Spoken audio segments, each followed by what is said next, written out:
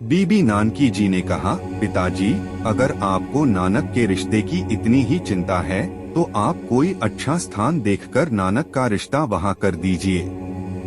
मेहता कालू जी ने कहा, बेटी, तुम जहाँ भी करोगी अच्छा ही करोगी। तुम कोई अच्छा खत्री परिवार देखकर रिश्ता कर देना। फिर जय राम जी बोले, मेहता जी, मूला चोना खत्री पखों के रंधावा रहता है। उसके घर एक बेटी है, वह पखों के रंधावों का पटवारी है। हम वहाँ नानक के रिश्ते की बात कर रहे हैं, आगे जो परमात्मा को मंजूर। मेहता कालू जी ने कहा, नानकी का विवाह तो मैं कर चुका हूँ, अब मुझे नानक के विवाह की चिंता है। जय राम जी बोले, पिताजी, आप और माताजी यहीं रहो। मेहता कालू जी बोले, मैं यहाँ नहीं रह सकता, क्योंकि वहाँ राय बुलार के अधीन पटवारी का काम मेरे पास है। जब नानक का विवाह होगा तब मुझे बुला लेना। अब जय राम, तुम नानक पर नजर रखना कि वह पैसे व्यर्थ न खर्च करे। तब बीबी नानकी जी बोली, पिताजी, क्यों चिंता करते हो? नानक कोई गलत काम करके धन खराब नहीं करता। वह अपनी नेक कमाई से भूखों को रोटी देता है और जिनके पास कपड़े नहीं होते उन्हें कपड़े देता है। अच्छे काम करने से हम उसे कैसे रोक सकते हैं? वह फकीरों को खिलाता है और फकीरों की भीड़ दुकान पर लगी रहती है। नवाब बहुत सख्त है, हमें डर लगता है कि कहीं सरकार के पैसे कम न हो जाएं।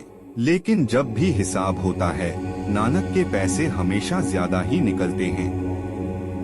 पिताजी, यह कोई आम मनुष्य नहीं है, यह तो स्वयं निरंकार है। मेहता कालू जी बोले, जय राम, जब हिसाब हो तो जो भी अतिरिक्त हो उसे अपने पास रख लेना। नानक के लिए तो लाख भी कुछ नहीं। बाले को बुलाकर उसे समझाओ।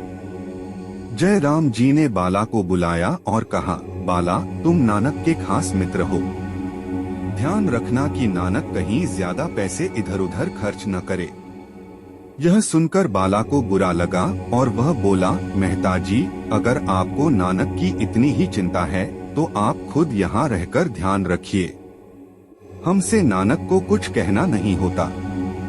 जय राम जी भी बोले, बाला सही कहता है, हमें नानक इंसान नहीं बल्कि परमेश्वर प्रतीत होते हैं। यह सब सुनकर मेहता कालू जी वापस तलवंडी लौट गए। माता तृप्ता जी ने गुरु नानक जी और बीबी नानकी जी के बारे में पूछा। तब मेहता कालू जी ने कहा, नानक तो वही जीवन जी रहा है। उसकी दुकान पर फकीरों और पीरों की भीड़ लगी रहती है। जो भी कुछ मांगता है वह दे देता है। इस प्रकार 1 महीना बीत गया।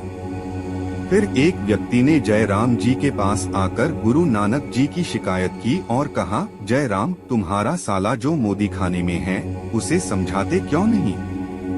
तुम जानते हो कि पठानों का गुस्सा कैसा होता है। नानक बिना सोचे समझे हर किसी को चीजें दे देता है। अगर नवाब दौलत खान को पता चल गया तो वह सारा पैसा तुमसे लेगा।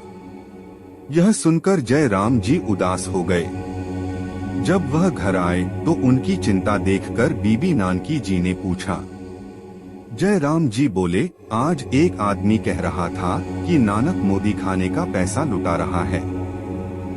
अगर नवाब दौलत खान को पता चल गया तो वह सारा पैसा हमसे लेगा। बीबी नानकी जी ने कहा, आगे आप जानो, मैं इतना जानती हूँ कि सारी दुनिया की माया नानक के हाथों से होकर गुजरती है। आगे की कथा हम अगले भाग में सुनाएंगे। अगर आपको यह कथा अच्छी लगी हो तो इसे शेयर कीजिए और लाइक कीजिए। और ऐसी ही और कथाएं सुनने के लिए हमारे चैनल को जरूर सब्सक्राइब करें।